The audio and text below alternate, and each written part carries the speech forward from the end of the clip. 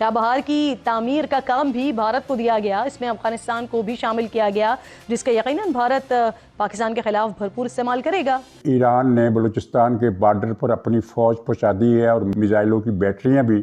लेकिन आपको नहीं लगता कि अगर कशीदगी ऐसे जारी रहती भारत इसका बड़ा फायदा उठा सकता? बिकॉज हिंदुस्तान एक बड़ी अस्करी ताकत है और हम कुछ दिनों से ज्यादा हिंदुस्तान से लड़ नहीं सकते। अजीत डोवल थे दिल्ली में, he was meeting with the secretary of national security जो ईरान के हैं, उनसे वहां पे वो मुलाकात कर रहे हैं। हमें इन्होंने मंदिर की घंटी बना के रखा है, कभी इंडिया आके में बजाता है, कभी ईरान आके में बजाता है, कभी एक मामूली मुल्क ना अफगानिस्तान जैसा मुल्क जिसके पास हमने खाने का वो भी आके हमें धमकियां दे रहे हैं। पाकिस्तान से कहीं ज्यादा बड़ी फौजी वो ताकत है, वो इस खित्ते की सबसे बड़ी फौजी ताकत है।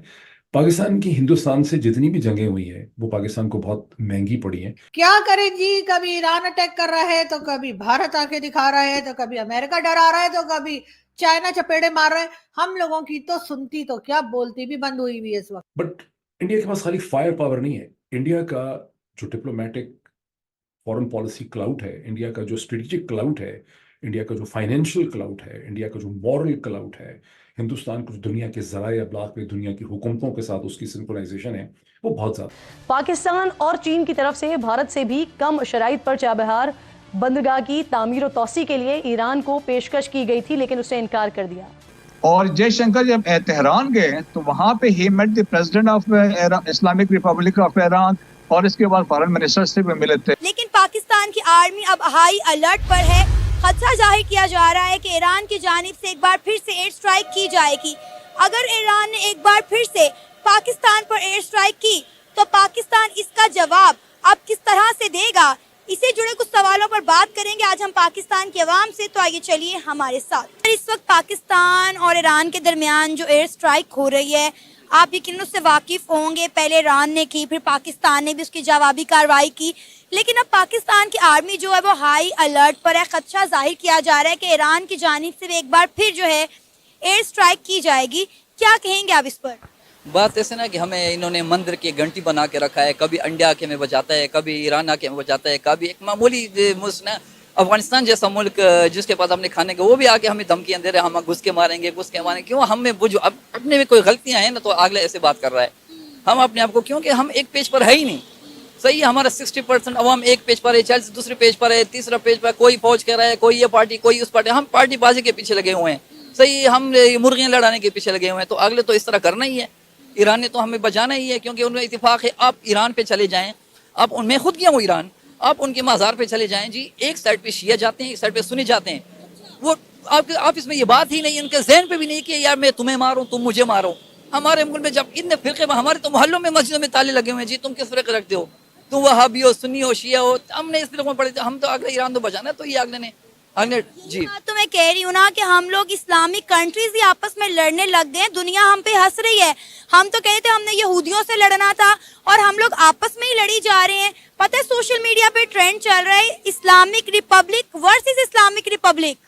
जी देखो, सबसे पहले हम इस्लामिक रिपब्लिक ऑफ पाकिस्तान, और हमने पासपोर्ट भी लिखा हुआ है, आप हर मुल्क जा सकते हैं सिवाय इसराइल के। सही है, लेकिन उसके प्रोडक्ट इस्तेमाल हो रहे हैं। यूनिलीवर किसका है? सही है। ये दूसरे प्रॉक्टर एंड गैम्बल किसका है? सही है जी। न्यूएस्टन की जगह उसकी है, इसराइल की है। वो हमें तमाम मशीनरी देते हैं। हमारा 10 रुपए गंदम किलो लेके हमें 300 बेचने क्या श्रीलेक बना के हम पे ही बेचते हैं।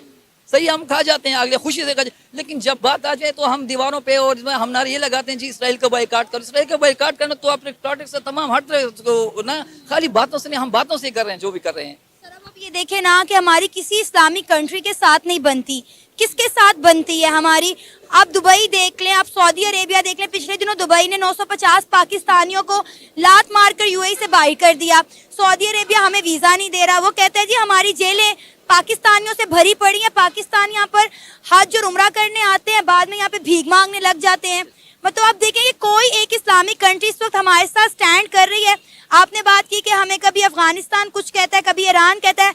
अब इस सारे मामले में अफगानिस्तान भी जो है वो उसकी हमायत कर रहा है, ईरान की। उसने हमारे तमाम जो है इंपोर्ट एक्सपोर्ट के रास्ते बंद कर दिए, बॉर्डर्स बंद कर दिए ईरान ने अपने। 2019 में जब इमरान खान की हुकूमत थी और जब हिंदुस्तान ने पुलवामा के बाद बालाकोट के ऊपर स्ट्राइक की, मदरसे के ऊपर, जहां हम ये कहते हैं कि कोई लॉस ऑफ लाइफ नहीं हुआ था, ये और बात है जो मैंने कभी कहा नहीं पहले, कि हमने रिपोर्टर्स को हम लेकर नहीं गए थे। उस वक्त DGISPR जनरल गफूर थे, और जनरल गफूर ने पहले कहा था मैं रिपोर्टर्स को लेके जाऊंगा, लेकिन वो 3, 4, 5, 6, 7 दिन तक, मेरा ख्याल है कितने दिन गुजर गए थे, रिपोर्टर्स को वहां नहीं ले जा सके थे। इंडियन मीडिया ने उसका एनालिसिस यही किया था कि वहां पर भी ठीक ठाक लॉस ऑफ लाइफ वगैरह हुआ होगा, जिसको कि पाकिस्तानी साइड छुपाती। हमें यहाँ का नहीं पता। लेकिन इंडिया के साथ जो मोमेंट और स्टैंड ऑफ था बालाकोट के बाद, जिसमें पाकिस्तान ने ऑक्यूपाइड जम्मू एंड कश्मीर के अंदर काउंटर स्ट्राइक्स की थी, वो एक बहुत ही डिफिकल्ट मोमेंट था। उसकी वजह यह कि हिंदुस्तान एक बहुत बड़ी फौजी ताकत है, अस्करी ताकत है, पाकिस्तान से कहीं ज़्यादा बड़ी फौजी वो ताकत है, वो इस खत्ते की सबसे बड़ी फौजी ताकत है। पाकिस्तान की हिंदुस्तान से जितनी भी जंगें हुई हैं वो पाकिस्तान को बहुत महंगी पड़ी हैं, और मिलिटरीली हम कभी भी हिंदुस्तान का मुकाबला नहीं कर सके। वो 1965 की जंग हो, या 71 की जंग हो, या कारगिल का कॉन्फ्लिक्ट हो, या कोई और बैटल्स हो, बिकॉज हिंदुस्तान एक बड़ी अस्करी ताकत है, और हम कुछ दिनों से ज़्यादा हिंदुस्तान से लड़ नहीं सकते। पोस्ट बालाकोट जो ब्रिंक्समैनशिप पाकिस्तान को करनी पड़ी, वो बड़ी करेजियस, बड़ी बोल्ड ब्रिंक्समैनशिप थी, बिकॉज अगर लड़ाई हो जाती और लड़ाई तूल खींचती, मिसाइल स्ट्राइक शुरू हो जाती, तो कुछ दिनों से ज़्यादा पाकिस्तान उसे सस्टेन नहीं कर सकता था, और इंडिया के पास बहुत ज़्यादा फायर पावर है। बट इंडिया के पास खाली फायर पावर नहीं है, इंडिया का जो डिप्लोमेटिक फॉरेन पॉलिसी क्लाउट है, इंडिया का जो स्ट्रेटेजिक क्लाउट है, इंडिया का जो फाइनेंशियल क्लाउट है, इंडिया का जो मॉरल क्लाउट है, हिंदुस्तान को जो दुनिया के ज़राए अब्लाग में दुनिया की हुकूमतों के साथ उसकी सिंक्रोनाइजेशन है, वो बहुत ज़्यादा है। ईरान मिलिटरीली पाकिस्तान से कमज़ोर है, हिंदुस्तान पाकिस्तान से मिलिटरीली कहीं गुना ज़्यादा स्ट्रांग है। ईरान मिलिटरीली कमज़ोर है, ईरान एक सैंक्शन कंट्री है, ईरान इंटरनेशनली आइसोलेटेड है, ईरान ने सारा क्लाउड अपना बनाया हुआ है, कभी हमास का, कभी फ़लस्तीन का, कभी मुसलमानों का कॉज उठा के। लेकिन ईरान डिप्लोमेटिकली आइसोलेटेड है, सैंक्शन कंट्री है, उसको मॉडर्न टेक्नोलॉजी नहीं मिलती है, गो कि रिसोर्स रिच है, लेकिन अपने रिसोर्सेज को आसानी से बेच नहीं सकता। Iran is not Pakistan challenge, India is Pakistan challenge.